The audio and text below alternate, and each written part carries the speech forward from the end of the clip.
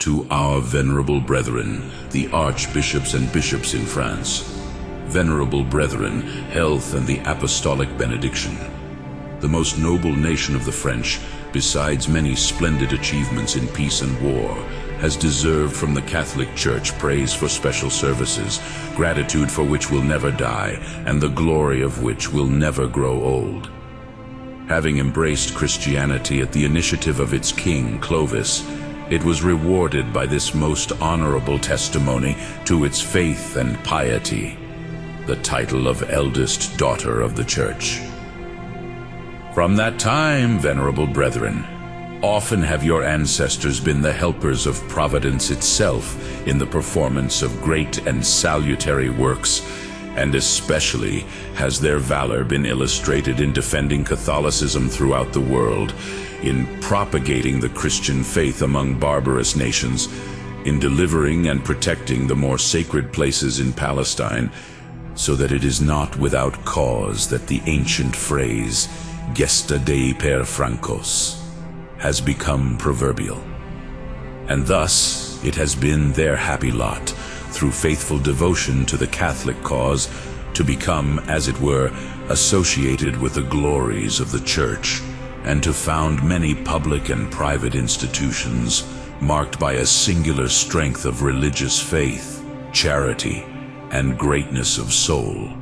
And these virtues of your fathers, the Roman pontiffs, our predecessors, have been accustomed greatly to commend, and with the favor due to desert, have more than once heaped praises upon the French nation.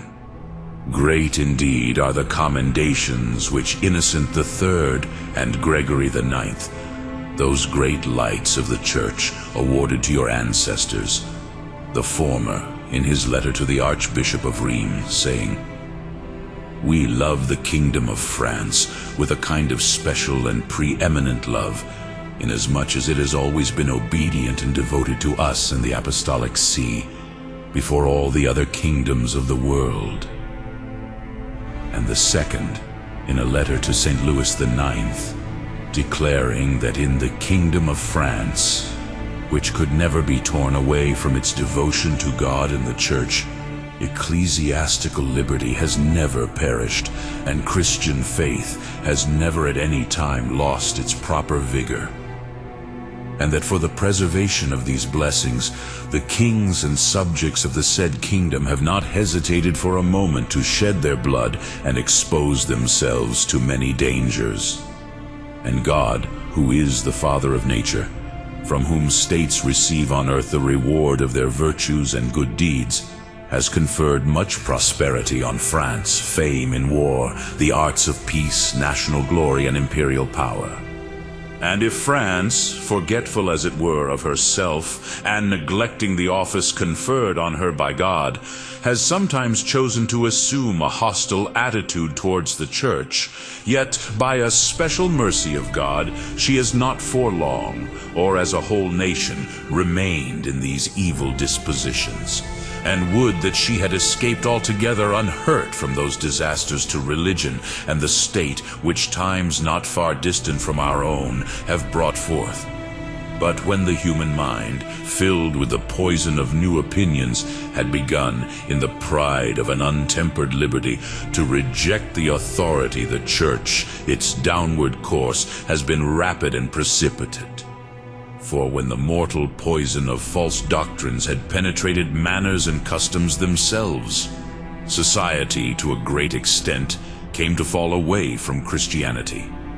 And in France, the propagation of this plague was not a little promoted by certain philosophers in the last century, professors of a foolish wisdom, who set themselves to root up the foundations of Christian truth, and started a system of philosophy calculated the more vehemently to inflame the desires after unlimited license, which had been already enkindled.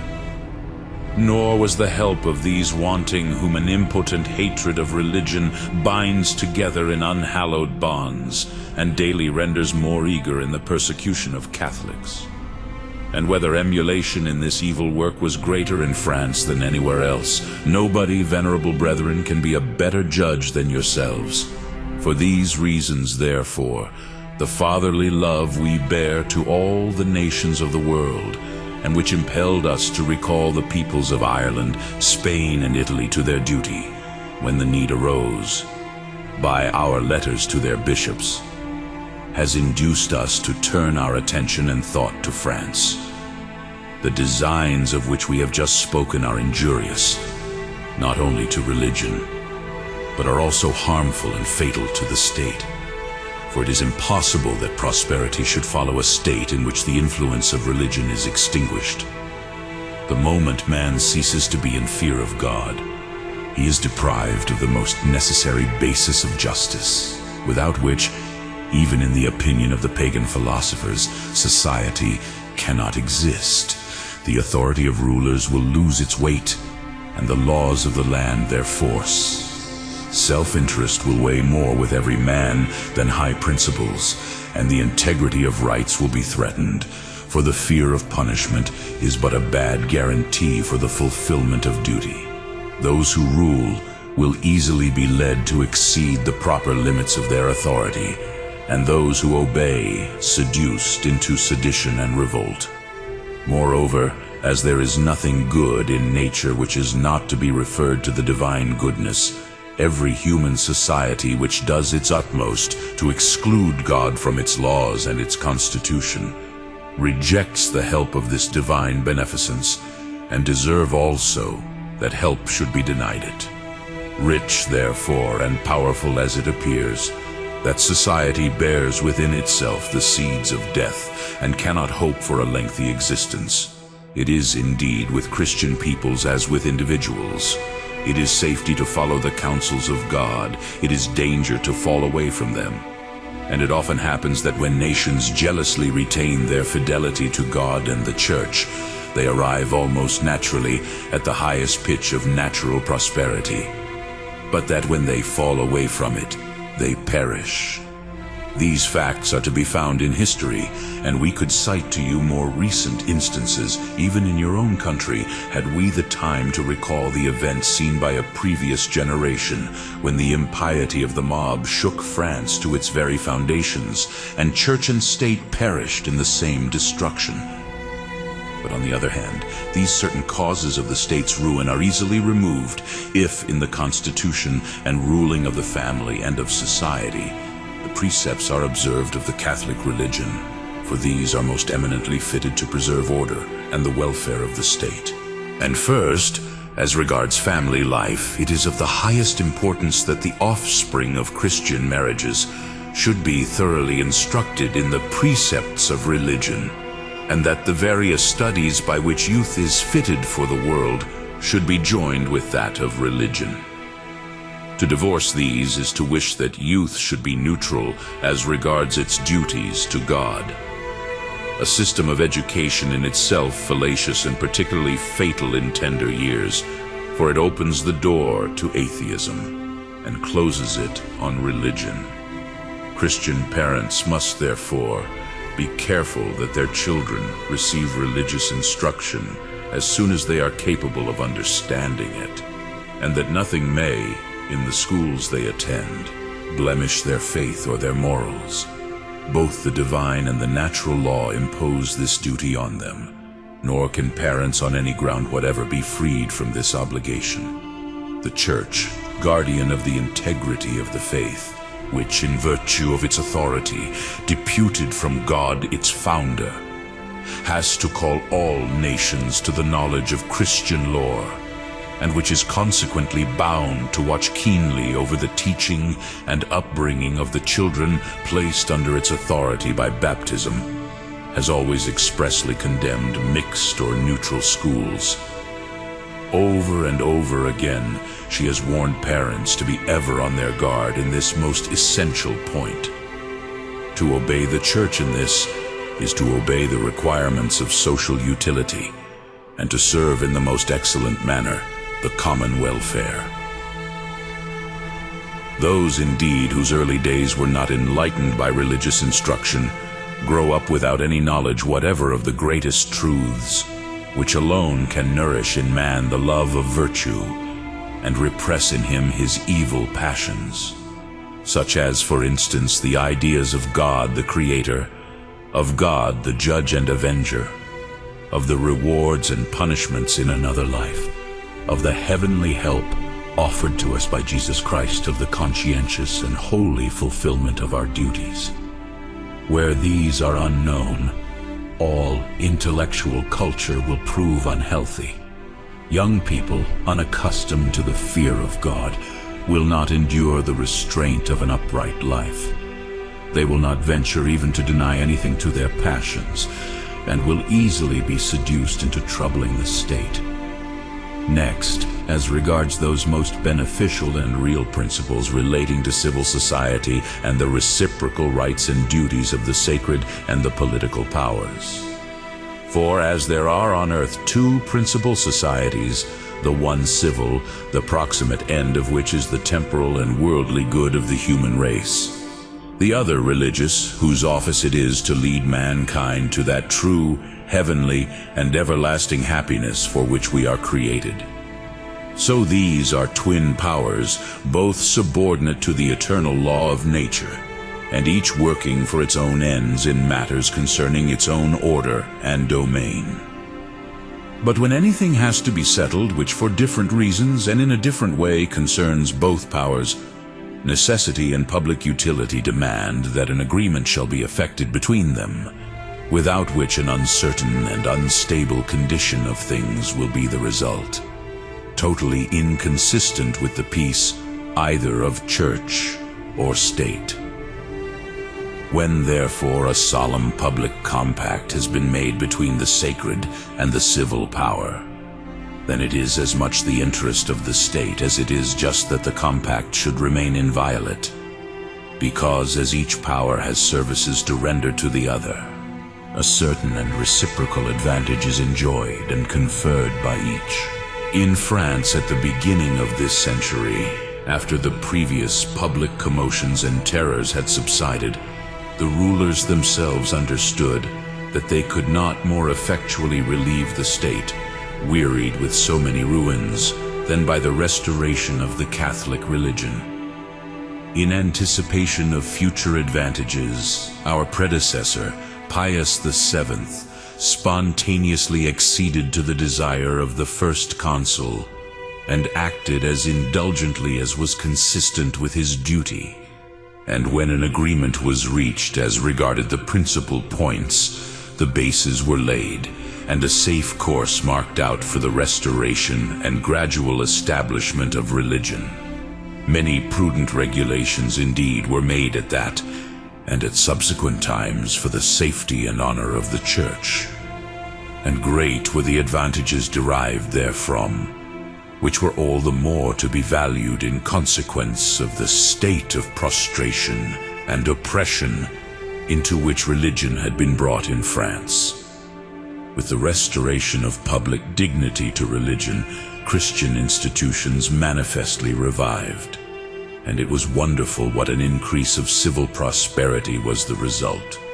For when the state had scarcely emerged from the tempestuous waves and was anxiously looking for firm foundations on which to base tranquility and public order, it found the very thing which it desired opportunely offered to it by the Catholic Church, so that it was apparent that the idea of effecting an agreement with the latter was the outcome of a prudent mind and a true regard for the people's welfare. Wherefore, if there were no other reasons for it, the same notice which led to the work of pacification being undertaken ought now to operate for its maintenance. For, now that the desire of innovation has been enkindled everywhere, and in the existing uncertainty as to the future, to sow fresh seeds of discord between the two powers, and by the interposition of obstacles to fetter or delay the beneficial action of the Church, would be a course void of wisdom and full of peril. And yet we are troubled and grieved to see that perils of this kind are at the present time arising, for certain things opposed to the well-being of the Church have been and are being done, in consequence of the aroused mistrust and hatred of hostile minds against Catholic institutions, which have been wont to represent them as the enemies of the state. We are also no less concerned and anxious at the designs of these who, with the object of dividing the interests of church and state, would wish to break more else rapidly the salutary compact concluded with the Apostolic See. In this state of affairs, we have neglected nothing which the times seem to call for. Each time that it has appeared necessary to us, we have ordered our nuncio to make representations to the rulers of the state, which they declared they received in a spirit disposed to do justice. We ourselves, on the law being passed for the suppression of the religious orders, made known our sentiments in a letter addressed to our dear son, Cardinal of the Holy Roman Church and Archbishop of Paris. Similarly, in a letter of June last to the President of the Republic, we complained of certain acts injurious to the salvation of souls and infringing the rights of the Church. We have acted in this manner for the double reason that it was the duty of our apostolic office, and that we ardently desire that France should preserve, with pious and inviolate fidelity, the religion it received from its fathers and ancestors. In the same manner, with the same firmness and the same steadfastness, we will never cease to defend the Catholic interests of France. In the carrying out of that just and strict duty, you have all, venerable brethren, been our strenuous supporters. Compelled to deplore the lot of the religious orders, you have nevertheless done all that lay in your power to prevent the fall of those who deserved as well of the state as they had done of the Church. At present, as far as the laws allow, you are applying your most earnest care and attention to procure for youth numerous facilities for a good education. Nor are you backward in demonstrating how pernicious to the state itself are the plans which some men entertain against the Church. No one, therefore, will have the right to accuse you of yielding to human considerations or of warring against the established order of things. For when God's honor, when the salvation of souls are endangered, the duty of your office is to take up the protection and defense of all such matters. Continue, therefore, to fulfill with prudence and firmness the duties of your episcopal ministry, teaching the precepts of heavenly doctrine and pointing out to your people the path to follow amid the great wickedness of the times. There must be a perfect union of mind and will, and where the cause is the same, the mode of action should likewise be the same. See that schools are never wanting in which the young may be carefully imbued with the ideas of the rewards of heaven and of their duties to God, and in which they may obtain accurate knowledge of the Church and learn submission to her teaching, so that they may understand and feel that they should be ready to brave all risks for it. France is rich in instances of eminent men who have not feared to face, for the Christian faith, all misfortunes, and even the loss of life. In the social upheaval of which we spoke just now, many men of unconquerable faith were to be met with who maintained the honor of their country with courage and their blood. We see virtue worthily maintaining itself with God's help in the midst of snares and perils. The clergy are attached to their duty and fulfill it with the charity ever ready and apt to help our neighbor, which is proper to the priest. Large numbers of laymen openly and boldly profess the Catholic faith. They rival one another in the multiplication and variety of the testimonies of their devotion to the Holy See.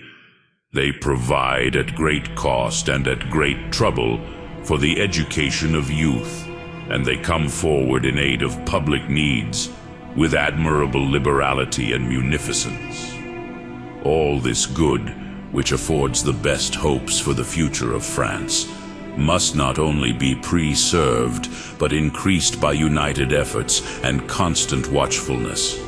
Above all, care must be taken that the ranks of the clergy shall be more and more filled with worthy and capable men. Let the authority of their bishops be sacred to the priest, Let the latter be convinced that their ministry will be neither holy, nor profitable, nor respected, if it be not exercised under the guidance of their bishops.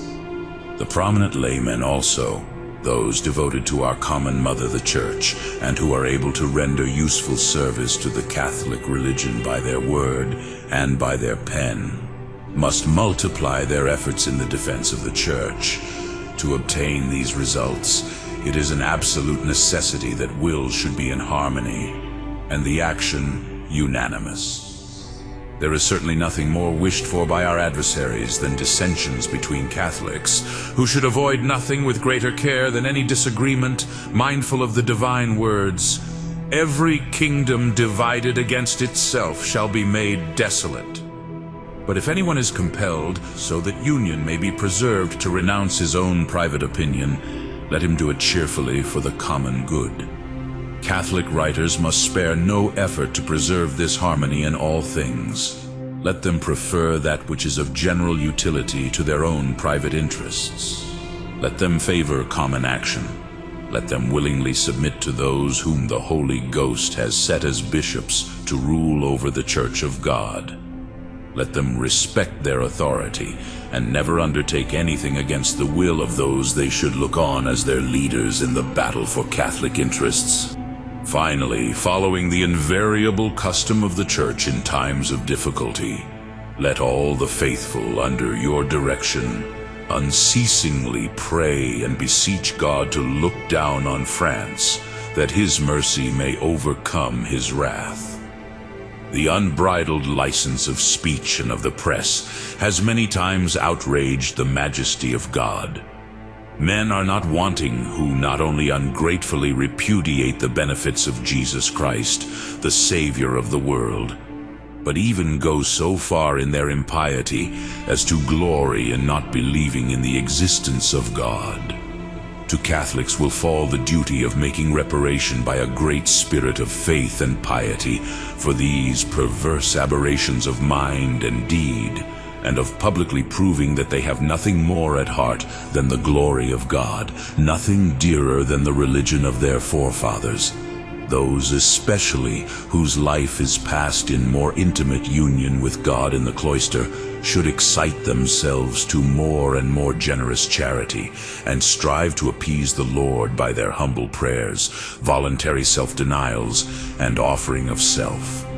And thus, with the help of the divine mercy, we are confident that the strayed will come to repentance, and the name of France will regain its ancient greatness. In all that we have hitherto said, venerable brethren, you will see the fatherly love and deep affection which we bear to the whole of France. We doubt not that this testimony of our most keen anxiety will tend to strengthen and tighten the necessary bond between France and the Holy See Union, which has ever been at all times a source of mutual, numerous, and important advantages. Gladdened with this thought, venerable brethren, we implore for you and your faithful the greatest abundance of heavenly graces, and we grant you most lovingly in the Lord as a pledge and testimony of our especial goodwill, to you and to the whole of France, the apostolic benediction, given at Rome at St. Peter's the 8th day of February, 1884, in the 6th year of our pontificate.